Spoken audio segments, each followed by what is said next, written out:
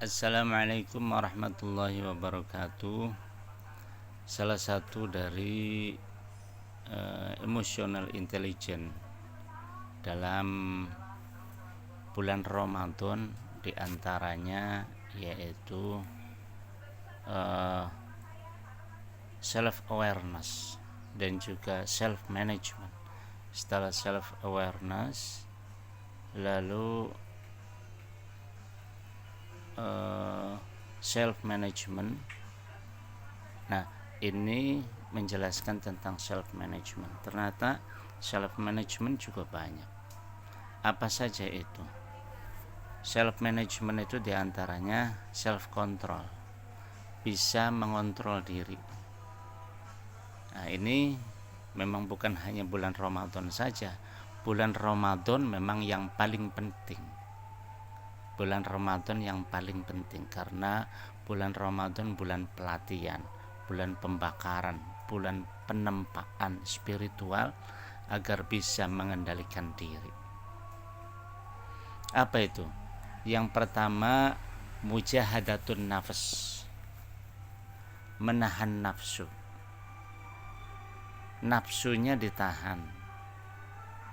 Nafsu untuk melakukan sesuatu yang negatif harus bisa ditahan. Kalau bulan puasa mudah. Saya sedang puasa tidak akan melakukan hal-hal yang jelek. Saya sedang puasa tidak akan melakukan hal-hal yang negatif. Saya sedang puasa tidak akan melakukan hal-hal yang merugikan orang lain. Itu kalau sedang puasa. Bulan Ramadan lebih mudah. Tapi yang jauh lebih penting adalah setelah Ramadan, 11 bulan berikutnya. Lantas yang keduanya ada kathmul ghaid, menahan marah. Nah, itu juga kata-kata menahan marah itu merupakan self management, merupakan pengelolaan diri. Tidak marah itu jauh lebih baik karena la amarratum bisu, karena marah itu akan cenderung ke hal yang tidak baik. Kenapa? Karena tadi marah itu orang jadi lepas kontrol. Kalau sudah lepas kontrol, ibarat rem itu, remnya blong, itu bahaya. Kalau kita tidak bisa mengendalikannya, maka akan nabrak-nabrak. Maka harus diwaspadai. Kathmul ghaid. Lantas yang selanjutnya al-afu. Di bulan Ramadan, di bulan puasa seperti ini harus lebih banyak memaafkan. Harus lebih banyak mengikhlaskan.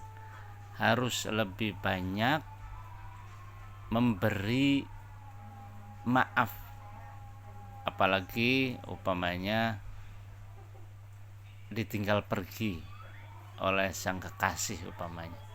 Ikhlaskan saja, kalau memang itu sudah bukan jodohnya, ya sudah. Daripada berat terus, ikhlaskan saja. Atau umpamanya mobil masih kredit, sudah nunggak 3 bulan, lantas nggak bisa bayar, ya sudah, nanti juga akan diganti oleh Allah yang lebih baik lagi, yang lebih bagus lagi, jodoh yang lebih baik lagi, yang lebih mengerti lagi, mobil yang lebih bagus lagi, atau hal-hal yang lain yang memang kita tidak mampu, daripada kita justru malah memikirkan dunia terus, lupa dengan Allah. Kan yang jauh lebih penting adalah hati dan pikirannya itu selalu kepada Allah. Lantas yang selanjutnya as-sufhu, berlapang dada. Ya, berlapang dada itu tadi ikhlas saja. Tiba-tiba kecelakaan, namanya kecelakaan tidak ada yang menginginkan, baik yang ditabrak maupun yang menabrak, itu memang masalah, tapi masalah itu memang betul-betul tidak diinginkan, kecuali kalau memang disengaja. Nah, itu baru tidak boleh, baru itu kejahatan. Tapi kalaupun terjadi, banyak berlapang dada. As-sufhu. Terus zikrullah. Yang selanjutnya selain mujahadatun nafs, kadzmul ghaid, al-afu, as-sufhu, zikrullah. Zikrullah itu bagian daripada self control. Zikrullah.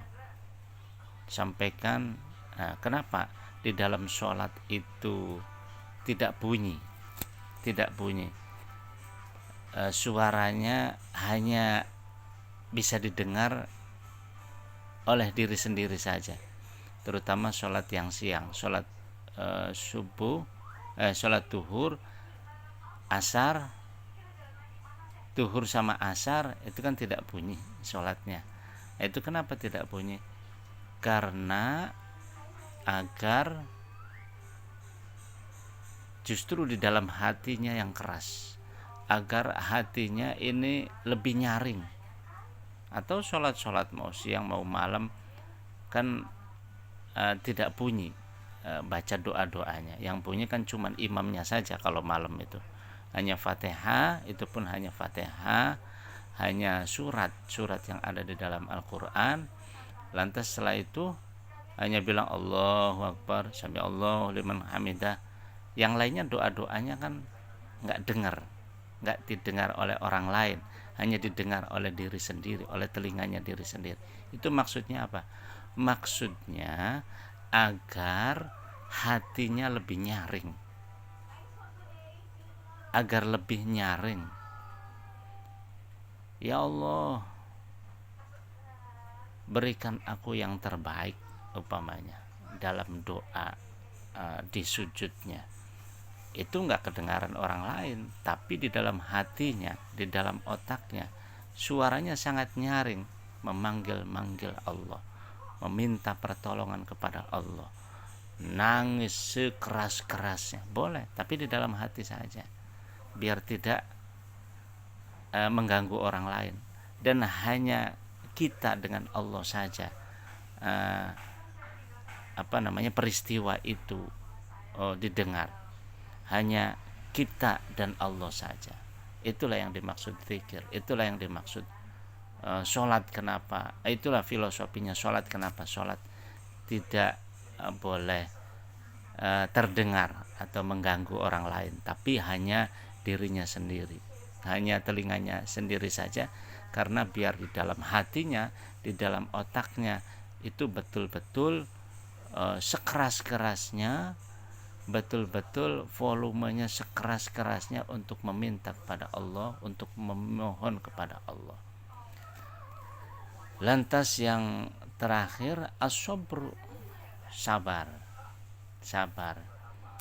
Semua orang, semua makhluk hidup pasti ada cobaannya, pasti ada masalah. Akan tetapi bila tidak sesuai dengan keinginan sendiri, bila tidak sesuai dengan keinginan, maka tentu saja obatnya sabar. Kadang kita sudah jauh berjalan, ternyata kita salah jalan, kita harus balik lagi berjam-jam, mungkin berhari-hari. Atau kita perjalanan dari Jakarta mau ke Surabaya, di sana mau pulang umpamanya, ternyata kuncinya ketinggalan di Jakarta, atau apalah yang jauh lebih penting. Kadang hidup sudah berjalan, sudah bertahun-tahun, tapi ternyata ini seperti jodoh yang salah, seperti teman yang salah, seperti mitra bisnis yang salah. Saya sudah 3 tahun, 4 tahun sudah habis-habisan bersama-sama dengan orang ini, ternyata saya salah dengan orang ini. Saya kayaknya udah putus aja, udah gak mau lagi berteman dengan dia. Nah, itu harus sabar. karena semua ada jalannya, semua ada solusinya. Minta kepada Allah. As-sabru bis-sabri was-shalah, sabar dan juga sholat. Itu saja sahabat Indonesia yang perlu saya sampaikan pada kesempatan ini. Itu menyampaikan tentang self control. Kemarin saya menyampaikan tentang emotional intelligence. Di antaranya adalah self management. Salah satu dari self management itu self control. Self control itu ada mujahadatun nafs, ada kathmul ghaid, ada al-afu, ada as-safhu, ada az-zikrullah, ada sabar. Terima kasih, itu saja yang perlu saya sampaikan pada kesempatan ini. Wassalamualaikum warahmatullahi wabarakatuh.